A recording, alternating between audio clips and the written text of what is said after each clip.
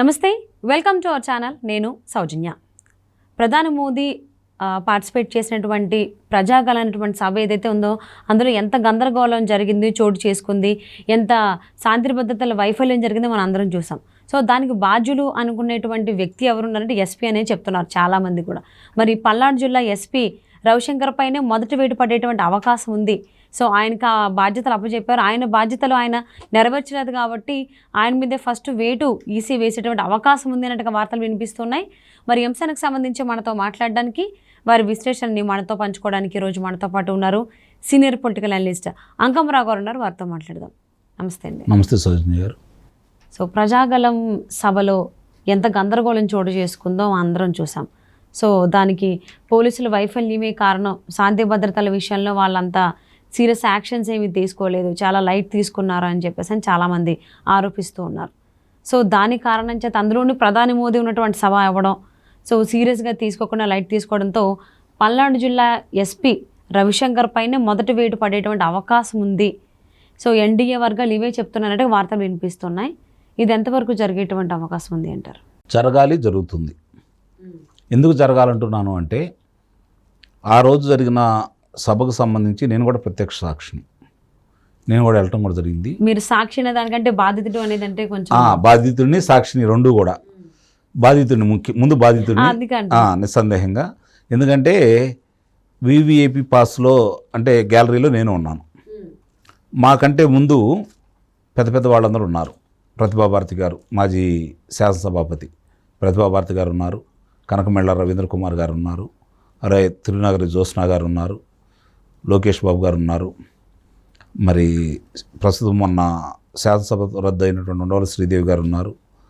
శాసన మండలి సభ్యులు కంజర్ల శ్రీకాంత్ గారు ఉన్నారు. పంచుమర్తి అనురాధ గారు ఉన్నారు. మరి పయ్యావల కేశవ్ గారు కూడా ఉన్నారు ఆ ప్రాంగణంలో.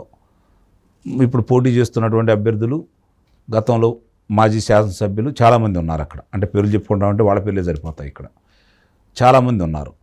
ఇక్కడ ప్రవేశంలో మామూలుగానే అందరినీ పరీక్ష చేసి లోనకు పంపిస్తారు కాబట్టి సహజంగానే ఎలాంటి సమావేశాలు జరిగినా పరీక్ష చేస్తూ ఉంటారు. మరి ప్రధానమంత్రి గారు ఉన్నారంటే ఇంకొంచెం జాగ్రత్తగా ఉండాలి. అక్కడ లోనకు పంపించేటప్పుడు మాకు ఇచ్చినటువంటి పాస్ని ఓ పక్క చించి, అంటే మళ్ళీ తిరిగి దాన్ని వేరే వాళ్ళు ఉపయోగించుకోకుండా చేయటం కూడా జరిగింది. లోనకి వెళ్ళాం. సహజంగా వివిఐపి వాళ్ళు లోనకు వస్తుంటే అక్కడ ఉన్న వాళ్ళందరూ కూడా పోలీసులు వాళ్ళని గుర్తించే వ్యక్తులనే పెట్టాలి అక్కడ. ప్రస్తుత శాసనసభ్యులు అలాగే వివిధ పార్టీలకు చెందినటువంటి ముఖ్య నేతలు వాళ్ళ ప్రత్యేకమైన గుర్తింపు ఉండాలి. సరే అది లేకపోయినా కూడా పాస్ తీసుకొని లోనకు వచ్చిన తర్వాత అక్కడ పరీక్ష చేసినట్టే కదా, వాళ్ళని లోనకు పంపించాలి కదా. లోనకు పంపించే క్రమంలో ఒక యుద్ధం చేయాల్సి వచ్చింది అక్కడ. లోనకు సహజంగానే విశాలంగా ఉండాలా. లోనకు వచ్చినప్పుడు లోన ప్రవేశం కూడా పారదర్శకంగా ఉండాలి. ఎలాంటి ఒత్తిళ్ళు లేకుండా మామూలుగా ఏదో నేల టికెట్ పెట్టినట్టు పెట్టారు అక్కడ. ఓ చిత్ర ప్రదర్శనశాలలో నేల టికెట్లు ఉంటాయి. ఆ నేల టికెట్లు ఎట్టయితే తోసుకొని ముందుకెళ్తారో అలా పెట్టారనమాట. అంటే ఇంతే, అడ్డంగా తిరిగి వెళ్ళాలా, నిలువుగా వెళ్ళే పరిస్థితి కూడా లేదు. మరి అలా ఎందుకు చేశారు? పోనీ అక్కడ ఏమన్నా విస్తృతంగా పోలీసులు ఏమన్నా ఉన్నారా? లేరు. మీరు అన్నట్టు ఆ సంఘటన జరిగిన సమయంలో అసలు వివిఐపి గ్యాలరీలకి ఈ 150 నుంచి 200 మంది ఒక్క ఉదుటన వచ్చే అవకాశం ఎవరు కలగజేశారు? దానికి కారకులు ఎవరు? నిస్సందేహంగా ఒక ఎస్పీ ఆయనతోటే కాకుండా దీనికి సంబంధించినటువంటి డీజీపీ గారిని కూడా బాధ్యులు చేయాలి. రాజేంద్రనాథ్ రెడ్డి గారిని కూడా, రవిశంకర్ రెడ్డి గారే కాకుండా రాజేంద్రనాథ్ రెడ్డి గారు, అక్కడ ఎవరైతే నలుగురు ఉన్నారు కదా, ఇంకో ముగ్గురు ఉన్నారు, వాళ్ళను కూడా బాధ్యతలు నిర్వహించిన వాళ్ళందరూ కావాలని చేశారని చాలా స్పష్టంగా అర్థమైపోయింది అక్కడ. ఇది ఆరోపణ కాదు, నిజం. కావాలని అవాంఛనీయ సంఘటనలు జరగాలని ఒక ప్రధానమంత్రి గారి సభని ఎంత నిర్లక్ష్యంగా వ్యవహరించారో ప్రత్యక్ష సాక్షిని కాబట్టి చెబుతున్నాను నేను. చాలా నిర్లక్ష్యంగా వ్యవహరించారు. ఆ జరుగుతున్న పని జరుగుతున్నది చూసిన తర్వాత అయినా ఆ ప్రాంగణంలోకి ఎవరన్నా పోలీసు ఉన్నతాధికారులు కావచ్చు, పోలీసులు గారు వచ్చి సరిచేశారా? లేదు. వేరే విహారం చేశారు ఆ పిల్లలు. అందరూ 20 సంవత్సరాల నుంచి 25 సంవత్సరాల లోపు ఉన్న కుర్రవాళ్లే.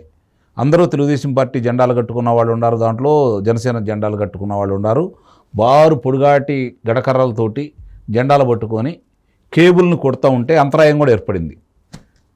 పవన్ కళ్యాణ్ గారు మాట్లాడేటప్పుడు అంతరాయం ఏర్పడింది, చంద్రబాబు నాయుడు గారు మాట్లాడినప్పుడు అంతరాయం ఏర్పడింది, ప్రత్యేకంగా ప్రధానమంత్రి గారు మాట్లాడేటప్పుడు కూడా 3 పర్యాయాలు అంతరాయం ఏర్పడింది.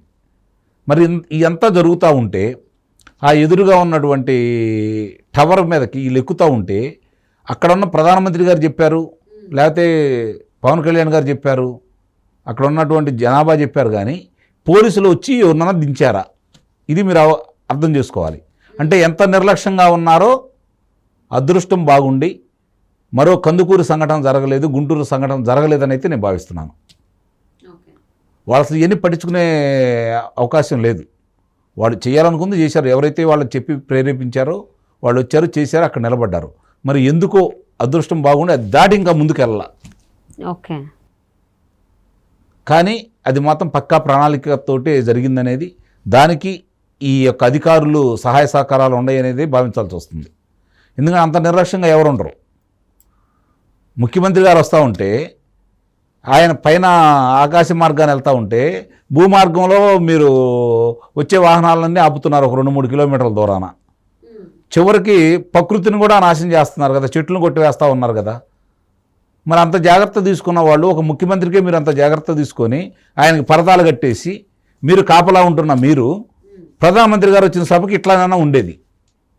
అందుట్లో 3 పార్టీలు ఈరోజు ఎన్డీఏ కూటమి, పవన్ కళ్యాణ్ గారు ఉన్నారు అక్కడే, చంద్రబాబు నాయుడు గారు ఉన్నారు, ప్రధానమంత్రి మోడీ గారు ఉన్నారు. ఇంతమంది ఉన్న సభలో మీరు నిర్వాహకం ఇదా? మిగిలిన సాట ఎక్కడా అలజడి జరగలేదు కదా, ఇక్కడే ఎందుకు జరిగింది? వివిఐపి గ్యాలరీలోనే ఎందుకు ఈ అలజడి జరిగింది? అసలు అక్కడికి ఎలా రాగలిగారు? ఆ ప్రవేశానికి ఎవరు కారకులు? వీళ్ళు నేను చెప్పిన వాళ్ళు రావటానికే యుద్ధం చేసి లోనకు రావాల్సి వస్తే వాళ్ళు, ఈ పిల్లలు ఒక్క ఉదుటిన ఎలా రాగలిగారు? అంటే భద్రతా లోపం అనేది చాలా స్పష్టంగా మనకు అక్కడ కనపడతా ఉంది. దానికి వాళ్ళు ముందస్తు వ్యూహంలో భాగంగానే వీళ్ళు సహకరించారని అయితే నేనైతే భావిస్తున్నాను. అక్కడ దాని గురించి చూస్తూ ఉంటే నిస్సందేహంగా దిగ్గుదేల్చాలి, కారకులైన వారికి కఠినమైన శిక్ష వేయాలని చెప్పి కూడా నేను కోరుకుంటున్నాను.